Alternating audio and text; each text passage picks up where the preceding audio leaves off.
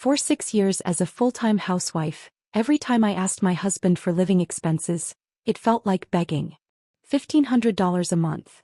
An amount he made me feel like he was handing over $100,000. One day I'd had enough. I stopped doing housework, refused to care for his wheelchair-bound mother, and even dropped our daughter off at his office for him to take care of. Then I found a job and began living my own life. When the house fell into chaos, my husband came crawling back, begging for forgiveness. Staring at the empty balance in my bank account, I mustered the courage to send my husband a message. "Mike, are you busy? It's time to transfer this month's living expenses." The message vanished into the void with not so much as a reply. My daughter, Annie, tugged on my hand, begging for cake. She kept pulling me toward the door. I tried to calm her down. "Mommy doesn't have money right now. Let's wait until Daddy gives me the money and then I'll take you, okay?" Annie, always understanding, nodded and stopped insisting. Her reaction broke my heart. We weren't a poor family, far from it. How had it come to this? Why did my daughter have to tread so carefully just to ask for something as simple as a cake? I sent Mike another message. "Honey, are you busy? If you're not, could you transfer this month's expenses when you have a moment? Annie really wants some cake, but I don't have the money." Mentioning Annie seemed to get his attention. This time he sent me a voice message, his tone dripping with irritation. "Got it. Stop nagging. I'm busy, okay? I'll send it later." Reassured, I left it at that and went to the kitchen to start cooking. Halfway through making dinner, Annie suddenly started vomiting and having diarrhea. Scared me to death. I rushed her to the hospital immediately. But when we arrived, Mike still hadn't sent the money. I didn't even have enough to pay for Annie's medication. I had no choice but to call him. As soon as Mike picked up, he snapped, his voice full of anger. "Didn't I tell you I'm busy? What part of that don't you understand? You're like a debt collector. So annoying. I'll send the money when I have time. Stop bothering me." Then he hung up on me. I stood there in shock, my phone still pressed to my ear. A wave of frustration and helplessness washed over me, and tears started streaming down my face. How had my life come to this? I thought back to when I first met Mike. We'd been introduced through mutual friends and it was love at first sight. At the time, Mike's career was just taking off. We got married quickly and moved in with his mother, Susan. Susan had been wheelchair-bound for years. Her condition had made her temper volatile, and most housekeepers couldn't stand working for her. Mike, focused on advancing his career, had asked me to quit my job and become a full-time housewife. This way I could manage the household and take care of his mother. He'd promised me that if I stayed home, he would hand over his entire salary, making me the true mistress of the household. In the beginning, he kept his promise. He handed me his paycheck every month without fail. But over time, he began making excuses. He needed money for business entertainment, to maintain relationships with his superiors and so on. Eventually, he took the salary card back. From then on, he only transferred a few $1,000s to me each month for household expenses. At first, it was $4,000 or $5,000. Then it dropped to $3,000. Eventually, it dwindled to $1,500. Now, even with such a small allowance, he would delay transferring the money. Like today, I'd already asked him twice and he still hadn't sent it. Without that $1,500, I was utterly powerless. I couldn't even afford medicine for my child. I swallowed my pride and borrowed a few $100s from a friend to cover the emergency. When I got home, Mike and Susan were waiting. They didn't ask about Annie's condition. Instead, they berated me, loudly and mercilessly. When I got home, Mike wasn't back yet. But his mother, Susan, who had been napping all afternoon, was wide awake and furious. The moment she heard me come in, her voice echoed through the house, sharp and cutting. "You worthless woman. Where have you been? Get in here and take care of me." Swallowing my frustration, I helped Susan out of bed and into her wheelchair, then wheeled her into the living room. She glanced around, noticing the empty house, and her anger flared again. "It's this late and you haven't made dinner? What are you even doing? Mike will be home soon. Are you planning to starve him? All you do is laze around here. Honestly, I don't even know why my son married you." Her insults barely registered anymore. After years of hearing the same words, I had grown numb. When I first married into this family, Susan had been just as harsh. Back then, her words would send me running to Mike, crying and pleading for him to intervene. But Mike never truly stood up for me. Instead, he would soothe me with kind words or buy me small gifts to calm me down, never once attempting to confront his mother. "She's in a lot of pain because of her condition," he would explain. "That's why she's irritable. Please try to be patient, for my sake." And so I endured. Year after year. Mike came home not long after. At dinner, I worked up the courage to ask him again. "Honey, can you send me this month's living expenses now? I'm out of money and I need to buy groceries tomorrow." Instead of transferring the money, Mike responded with a sarcastic sneer. "You women have it so easy. You don't even have to work. You just sit at home waiting for the men to bring in the money. Then as soon as the month starts you nag nonstop. Do you have any idea how hard I work to earn that money?" He said it as if I had chosen not to work, as if I had always been this dependent. I had quit my job to become a housewife because he begged me to. As if his words weren't enough, Susan chimed in, throwing fuel on the fire. "Exactly. My son works so hard every day and you're always pestering him for money. You think he's made of money? You should learn to spend less." I tried to reason with them. "I've been budgeting as tightly as I can. $1,500 a month barely covers groceries, utilities, and Annie's snacks." Mike slammed his plate down, cutting me off. "What do you mean $1,500 isn't enough? How much more do you want? You greedy woman." Every word felt like a dagger, each one stabbing deeper than the last. At first I thought I could let it go, just endure it like always. But then Susan crossed the line. While picking at her food, she muttered, "And that useless little girl of yours, why are you wasting money buying her cake? What's the point? You'd be better off saving that money to help my son." That was the breaking point. I couldn't hold it in any longer. "Enough," I shouted, slamming my plate upside down on the table. Turning to Mike, I yelled, "You act like $1,500 is a fortune, like I'm asking for millions. You tell me not to nag you, but you never send the money unless I do. Do you know how humiliating it is to have to borrow money just to take Annie to the hospital?" Then I pointed at him, my voice rising even further. "Mike, I had a job once, I was independent. You're the one who begged me to quit to stay home and care for your mother in our house. Do you think I wanted this? Do you think I enjoy relying on you?" I turned to Susan, my voice dripping with the anger I'd suppressed for years. "And you're always complaining about me spending your son's money. Have you ever thought about why I'm even here? If it weren't for you, do you think I'd have quit my job to become your nursemaid? Do you have any idea how much it would cost to hire someone to take care of you, a paralyzed old woman? $3,000 or $4,000 a month minimum. And here I am doing it all for a measly $1,500. You should be grateful." I felt a wave of relief as I let it all out. Mike and Susan, on the other hand, were furious. "Mandy, have you lost your mind?" Mike shouted, his face a mixture of shock and disbelief. I glared at him. "No, Mike, I've never been more clear-headed. From now on I'm done. I'm done asking you for money. I'm done managing this house. I'm done caring for your mother. Nanny, we'll take turns raising her. I'm not doing this alone anymore. Let's see how you manage without me holding everything together." Ignoring their protests and Susan's shrill complaints, I grabbed Annie and went to my room. I expected Annie to be scared after my outburst. Instead, her eyes sparkled as she looked up at me. "Mommy, you were amazing today." I froze for a moment before saying, "But if I start working again, I might not have as much time to take care of you." "That's okay, Mommy," she chirped. "I'm already 5. My teachers will take care of me at school, and on weekends I can take care of myself." Her words broke me. I hugged her tightly, tears streaming down my face. The only good thing to come out of my marriage to Mike was Annie, a bright, thoughtful, and loving little girl. That night I resolved never to look back. I would no longer lift a finger for that house. I thought Mike and Susan might last 3 days without me. It turned out I'd overestimated them. They didn't even make it through the night. At 10 p.m. I had just gotten Annie to sleep when Mike came looking for me. He seemed awkward, handing me a check. "Here's this month's money. Also, my mom had an accident. Can you go clean it up?" It seemed that having a wheelchair-bound mother who relied on adult diapers for everything made it impossible for Mike to manage even one night without me. All those times I'd silently taken on the burden without complaint, he must have thought it was easy for me. Well, not anymore.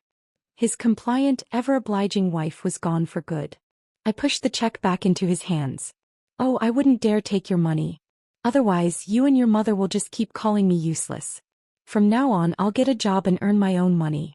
As for this house, your mother, and everything else, you figure it out. I'm done." Mike's brow furrowed as he snapped, "Come on, Mandy, don't be so ungrateful. I'll add another $1,500 to this month's budget. $3,000. Just stop throwing a tantrum and go clean up after my mom." He handed me a new check for $3,000. I returned it to him again untouched. Mike was livid. "Enough already. If you keep this up, don't expect me to give you another cent." I'd already made up my mind. Who needed his money anymore? I shoved him toward the door. "Bye-bye." Fuming, Mike stormed out of the room, pacing and cursing under his breath. But he had no choice, he had to go clean up after Susan himself. Let him. The worst was yet to come for those two. When I got up the next morning, Mike was already gone, probably off to work. The moment I opened my door, Susan's shouting began. "You lazy woman. Sleeping in until now? Are you trying to starve me to death? Go make me breakfast." I laughed coldly. "Susan, do you still think I'm the same daughter-in-law you can boss around? I made it clear to Mike yesterday, I'm done. I won't take another penny from him, and I'm not taking care of you anymore. Whoever's mom you are, that's who needs to take care of you. But let's be honest. Do you really think your son, who's so used to being waited on hand and foot, has the patience to deal with you?" Susan's confident demeanor faltered. She knew her son better than anyone after all. Her expression shifted quickly, her tone softening as she forced an awkward smile. "Now, Mandy, don't be impulsive. Couples shouldn't be so petty about dividing responsibilities. Mike works hard to earn money, and it's only fair that you manage the house and care for the elderly. But of course, it's his fault for forgetting to give you the living expenses. When he gets home, I'll make sure to give him a good scolding." Her sudden change of attitude wasn't satisfying, it was pathetic. For years, I'd taken care of Susan without a single word of thanks. Now that I threatened to stop, she was all smiles and flattery. People like her are truly shameless. I ignored her and made breakfast, preparing just enough for Annie and myself. Susan sat nearby, glaring at us with fury as her stomach growled. Her face turned green with anger. "You cruel, heartless woman. Are you trying to starve me?" "Don't pin this on me," I replied calmly. "I told Mike last night I'm done taking care of you. He knew and still left you alone at home. If anyone's trying to starve you, it's your precious son, not me." After breakfast, I took Annie and left the house. If Mike wanted to keep claiming that I did nothing all day while he slaved away to earn money, let him handle everything without me for a while. Let's see how long he can last for taking care of his daughter at work today.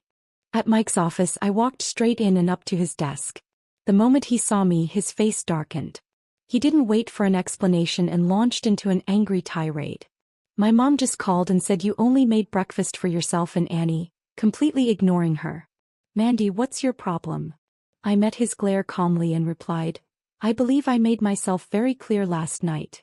I'm not taking another dime from you, and I'm done taking care of your mom. Do you not understand plain words?" Mike, clearly conscious of his colleagues nearby, lowered his voice but couldn't hide his irritation. "Then why are you here? Can't you see I'm busy?" "Oh, so only you get to be busy?" "Let me tell you, Mike, I'm busy too. I'm busy looking for a job. Since we're heading toward an equal partnership marriage, it's only fair we share parenting duties equally. I don't owe you anything. I took care of Annie yesterday. Today she's all yours." As if on cue, Annie let go of my hand and ran over to Mike. "Daddy, it's your turn to take care of me today. Mommy needs a break." Mike's face flushed with frustration. "Mandy, are you insane? What do you expect me to do, bring a child to work? How does that look?" "That's your problem to figure out," I said firmly, shrugging off his attempt to grab my arm as I turned and walked out the door. After leaving Mike's office, I went straight to a domestic staffing agency to look for a job. My qualifications weren't anything special, and years as a full-time housewife had left me out of touch with the professional world. At my age, it was unlikely a corporate job would even consider me. But housekeeping? That was my forte. To my surprise, I aced 2 interviews. Both agencies were impressed with my skills and assured me they'd contact me for trial assignments as soon as a suitable family needed help. Walking out of those interviews, I felt a renewed sense of hope for the future. If I was going to do housework anyway, I might as well do it for people who valued it. At least I'd earn my paycheck without enduring the indignity of being called lazy or useless. Just as I was brimming with optimism, my phone rang. It was Annie and she was crying. Her sniffles and shaky voice broke my heart. "What's wrong, sweetheart? Don't cry. Take your time and tell Mommy what happened." "Mommy. Daddy got yelled at by his boss because he brought me to work. Then Daddy threw me outside the office. There's no one here I know. I'm so scared." "What?" "That bastard Mike had abandoned our daughter just because he couldn't handle the consequences of his own actions." Panicking, I rushed to find her. When I finally found Annie, safe but frightened, I let out a sigh of relief. Her tear-streaked face made me want to scoop her up and comfort her. But I stopped myself. If I gave in now, Mike would only use this tactic to manipulate me in the future. An idea sparked in my mind, a way to teach Mike a lesson he wouldn't forget. Calming myself, I dialed the police. "Hello, officer. I'd like to report a case of child abandonment. Could you please come immediately?" The mention of a child being abandoned prompted a swift response. The officers arrived at the scene in no time. A kind female officer comforted Annie, gently calming her down. Using the information Annie provided, they quickly identified Mike as her father. When the police showed up at Mike's office, he was caught completely off guard. His face turned pale as he stammered, "This is a misunderstanding. How could I abandon my own daughter? She was just being naughty, so I left her outside to reflect for a bit." The officer's tone was stern. "Naughty or not, you can't leave a child that young outside unattended. What if something dangerous had happened to her?" Sensing the perfect opportunity, I rushed in, playing my part to perfection. "Mike, you bastard. How could you leave Annie outside like that? What do you expect me to do? I've given you everything.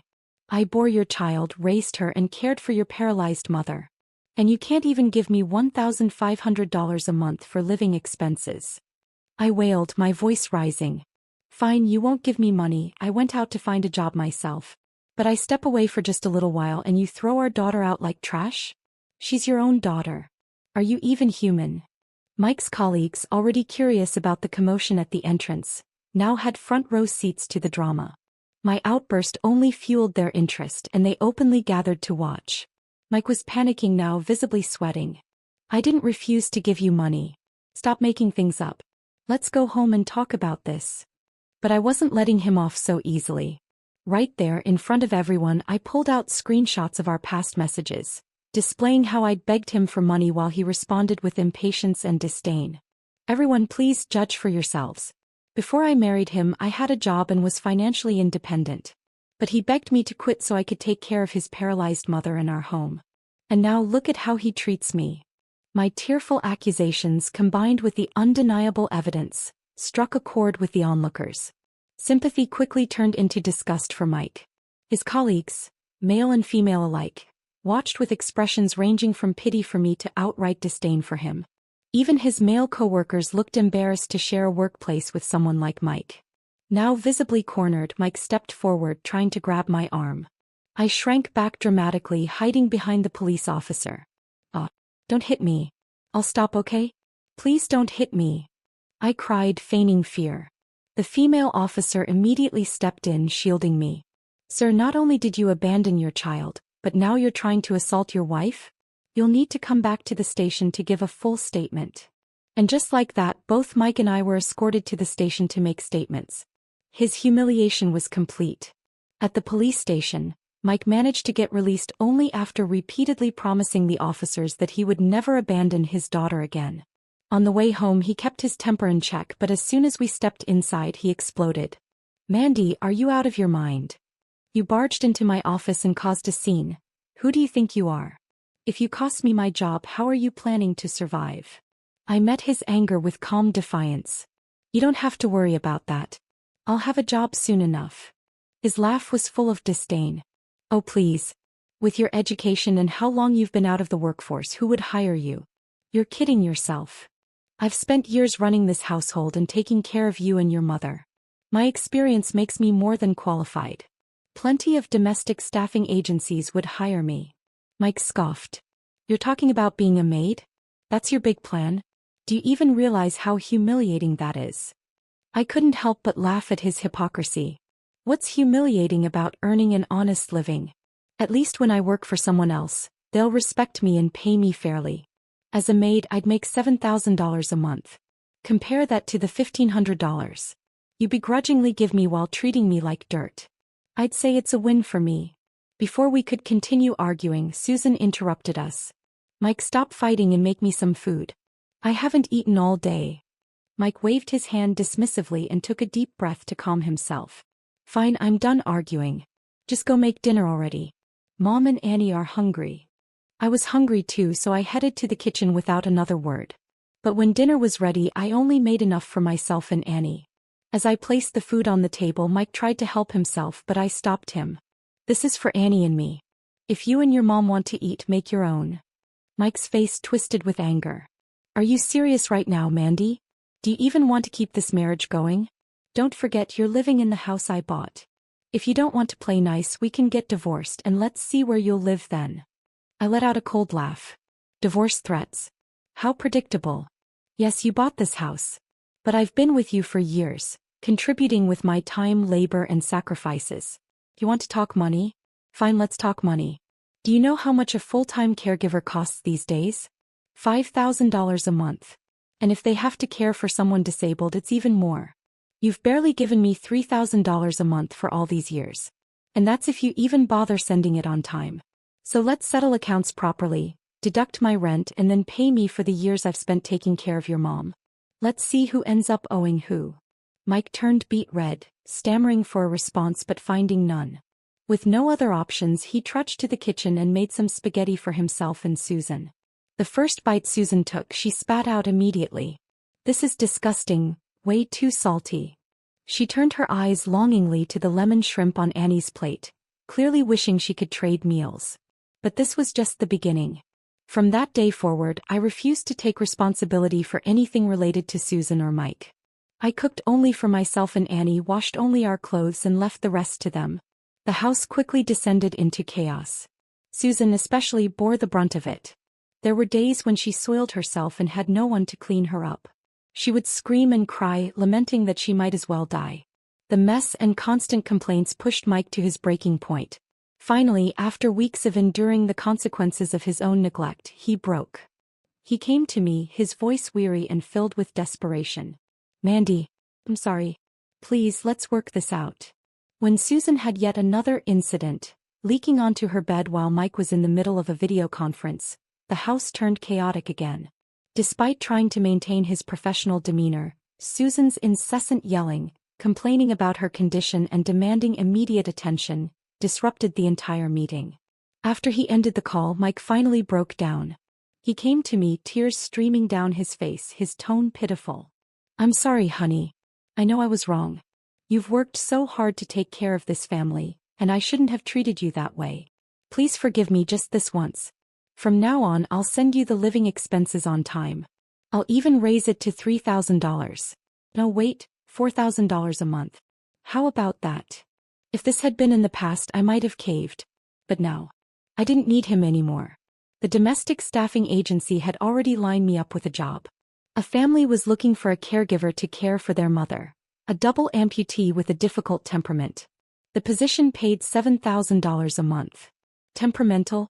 That was a non-issue for me. After years of dealing with Susan, I could handle anyone.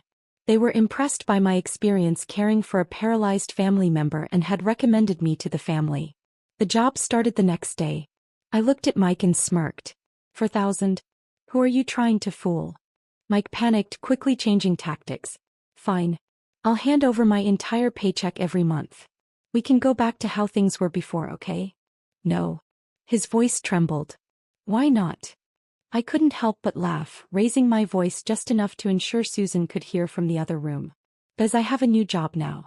Starting tomorrow, I'll be working as a live-in caregiver for a double amputee.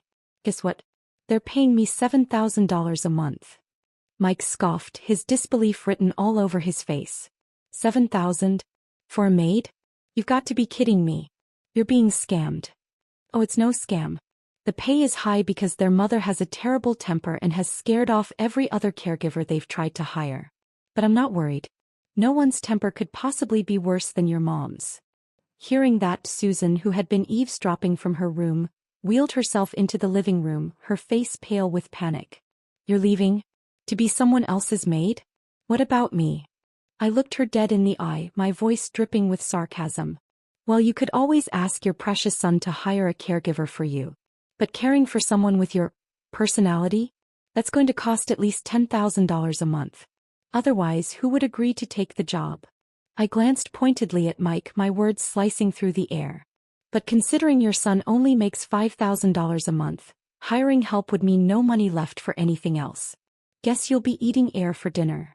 Mike's face turned crimson with rage. "Fine, Mandy. You want to live like this? Then get out of my house. Either pay rent or pack your bags." The audacity. Still trying to bully me after everything. Without flinching, I pulled out my phone and recorded a voice message to my new employer. "Hi, Ms. Lucy. I've thought about your offer to live in and provide 24/7 care for your mother. I've decided I'm okay with that arrangement and can move in starting tomorrow." Ms. Lucy replied almost instantly, her voice full of gratitude. "Mandy, thank you so much. You're a lifesaver. Finding live-in help has been nearly impossible because everyone else prioritizes their own families. Since you're willing to stay, we'll add another $500 to your monthly pay." I replied sweetly, "Thank you, Ms. Lucy. I'll see you tomorrow." Hanging up, I turned to Mike and Susan with a smirk. "See? Some people appreciate my work and are even willing to pay me extra. Honestly, I should thank you, Susan. If it weren't for the years of verbal abuse and disdain, I'd never have the thick skin to thrive in this new job." Mike and Susan stood there, speechless, their faces a mix of anger and disbelief. Susan, unwilling to admit defeat, snapped, "Mike, hire a maid for me. I refuse to believe we can't find someone better than her." After everything fell apart, I packed my belongings, took Annie with me and moved out of the house. Susan initially tried to manipulate Mike into using Annie to keep me tethered, but after the police incident, Mike had learned his lesson. He knew better than to use Annie as leverage again. When I informed my new employer about my situation, including the fact that I needed to care for my child, she was incredibly understanding. She agreed that I could bring Annie with me to live at the house so long as Annie wouldn't disrupt the caregiving duties. To show my gratitude, I offered to forego the additional $500 raise she had promised for my live-in arrangement, stating that having a stable place to live with my daughter was enough. With that, Annie and I settled into a new, peaceful routine. Meanwhile, back at Susan's house, things were chaotic to say the least.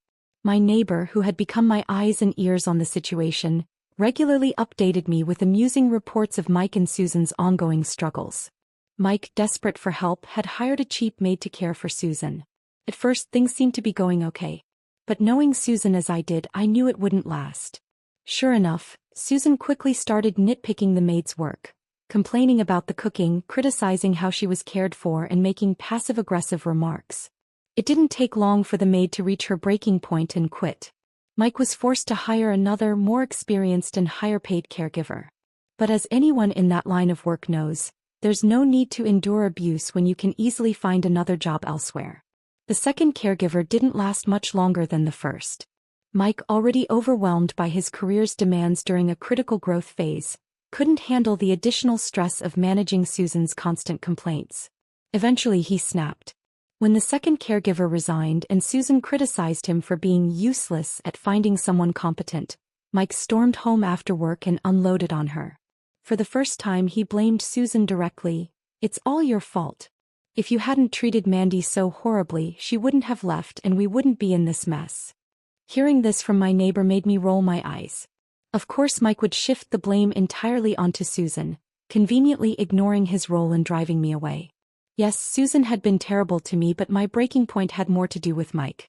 I had sacrificed my career and independence to support him and his family, only to be treated with disdain and to have to beg for even the smallest bit of financial support. To pin my departure solely on Susan was a masterclass in avoiding accountability.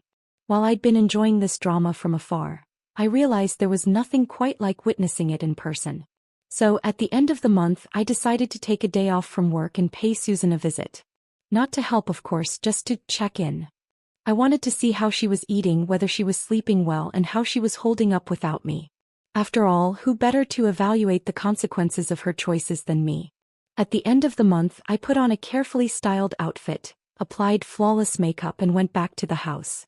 As I stepped inside, I found Susan locked in yet another argument with her third hired maid.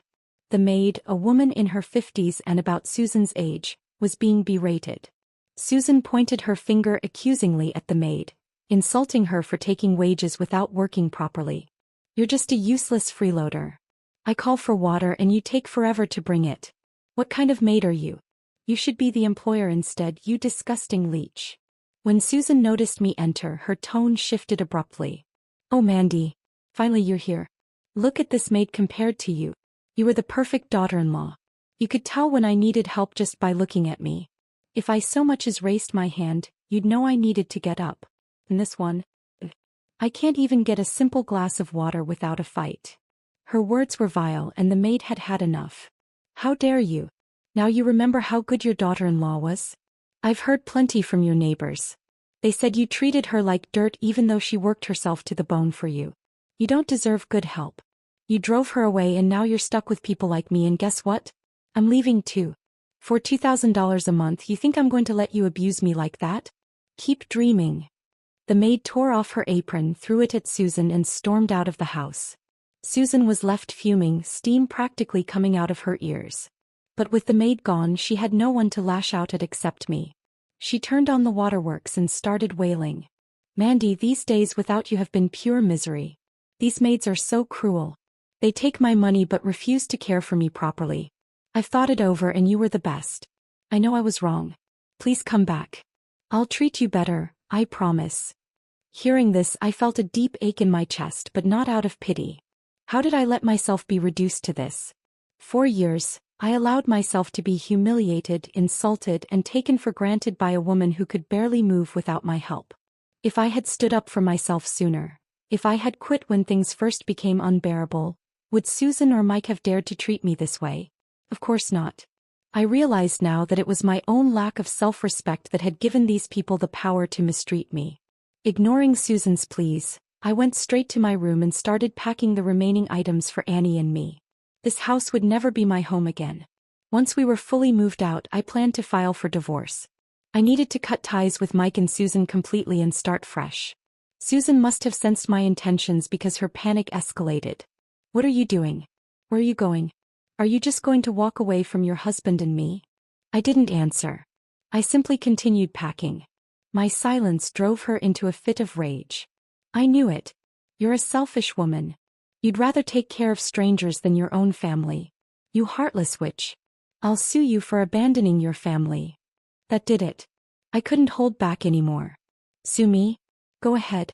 Let's see what the court thinks. I spent 6 years slaving away in this house taking care of you, only to be insulted and degraded every single day. You think the law will side with you, an abusive, petty old hag. You..." Susan stammered, her voice trembling with fury. "Don't you dare." I snapped. "If you ever insult me again, I swear I'll slap you so hard you'll think twice before opening that mouth. I put up with your nonsense for years, but not anymore. You think I'm an easy target? Think again." For once, my words left her speechless. I was nearly done packing when I noticed 2 of Annie's favorite Barbie dolls on the balcony. I walked over to grab them. Out of nowhere, Susan screamed like a banshee and hurled a mug at me. "You black-hearted bitch. I'll kill you." Instinctively, I ducked. The heavy ceramic mug missed me, flew through the open balcony door and tumbled straight down. My heart stopped. We were on the 10th floor.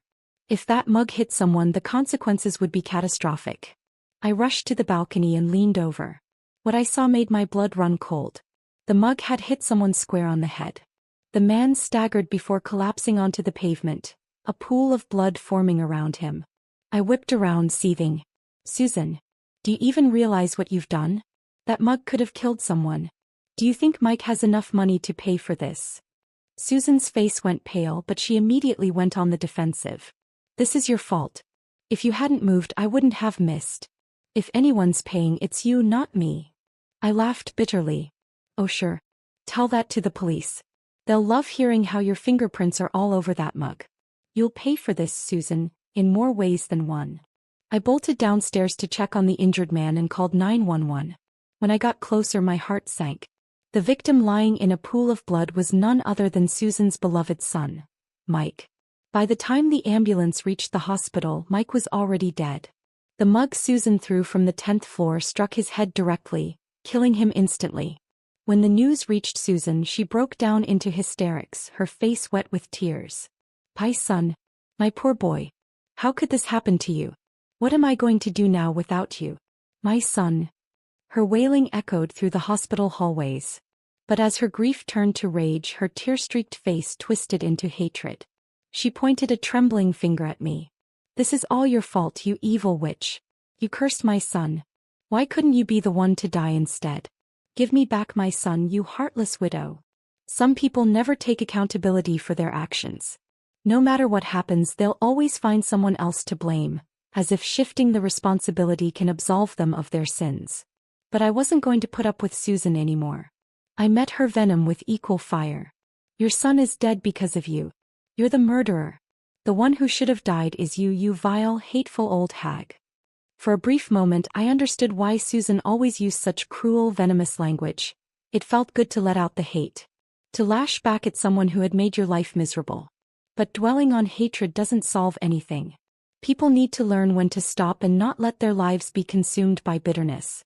After making my point, I didn't give Susan another second of my time. I turned and walked away.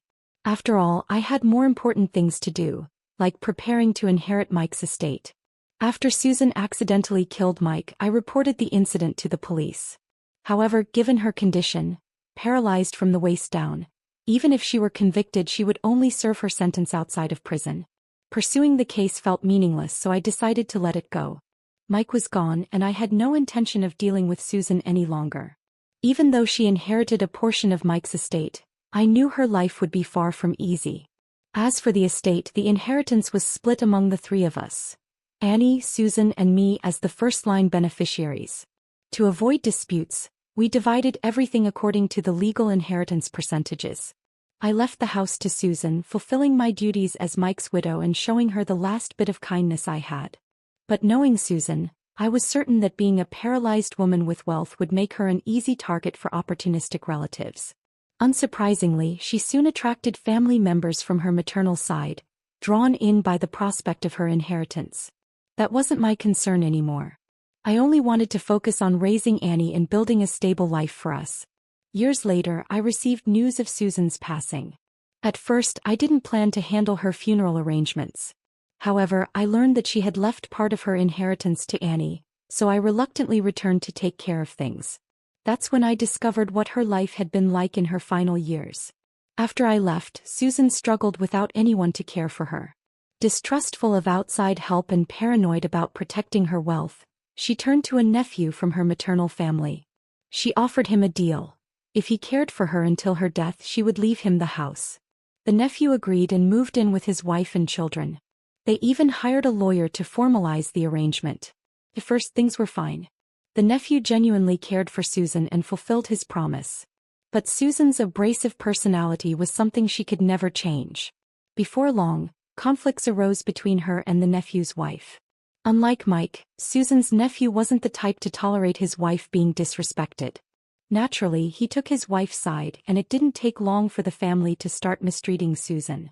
They didn't care about her well-being and only wanted her gone as quickly as possible so they could inherit the house.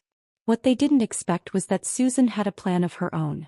Behind their backs, she contacted her lawyer and altered her will, leaving the house to Annie instead of her nephew.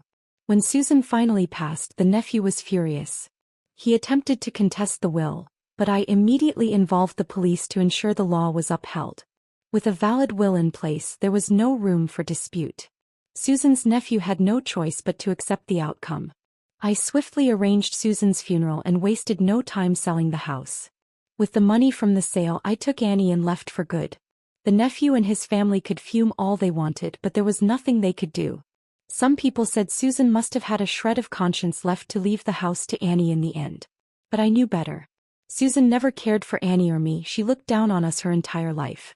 Her decision wasn't about kindness. It was about spite. She would rather see the house go to Annie than let her abusive nephew benefit from her death. If Susan had truly cared about Annie, she would have used the house as leverage to force me to care for her in her final years. In the end, though, her petty revenge worked in our favor. Her family tore each other apart, but the house came full circle back to Annie. It's funny how life works. Sometimes it seems like the universe really does favor those who try to do good.